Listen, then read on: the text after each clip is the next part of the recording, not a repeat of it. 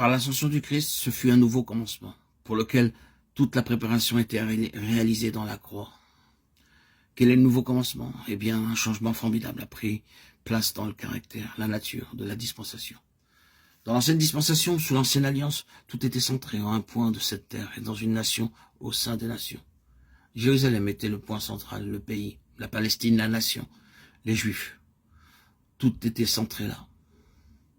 C'est concentré sur quelque chose de terrestre, de temporel et de passager, quelque chose, il est vrai, qui était capable de faire complètement faillite, comme cela s'est produit maintenant. La chose entière est retirée de la terre, et le point central de tout se trouve dans le ciel. Le ciel détient le centre de tous les intérêts divins, la source et les ressources de toutes les activités divines. Le ciel est maintenant le lieu, car lui-même s'y trouve.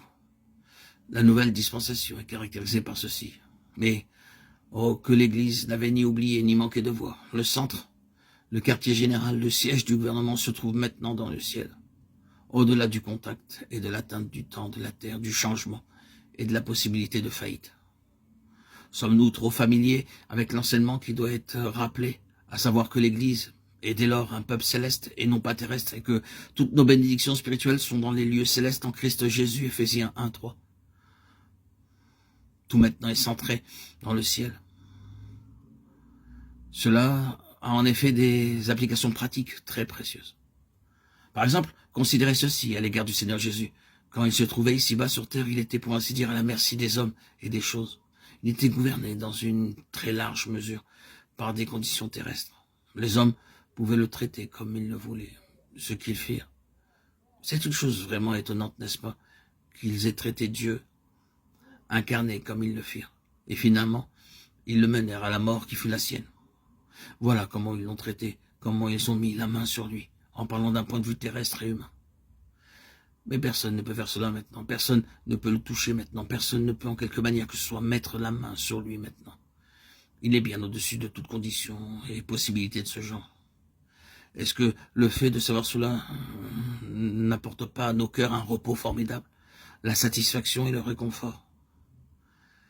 Il est hors de l'atteinte de toutes ces choses qui sont contre lui. Il est au-delà de la portée de toutes les forces antagonistes qui aspirent à sa destruction.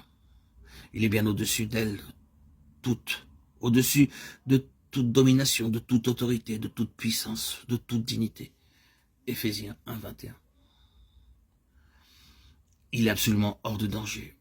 Et nous n'avons jamais besoin d'avoir de crainte pour lui, ni de trouble, ne serait-ce que celui d'un instant. La véritable Église maintenant avec Christ est dans le ciel. Pourquoi dis-je cela?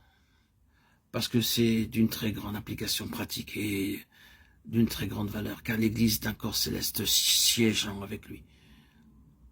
Éphésiens 2:6. Nous n'avons donc pas besoin d'avoir d'inquiétude à l'égard de la véritable Église, ne serait-ce que l'inquiétude d'un instant.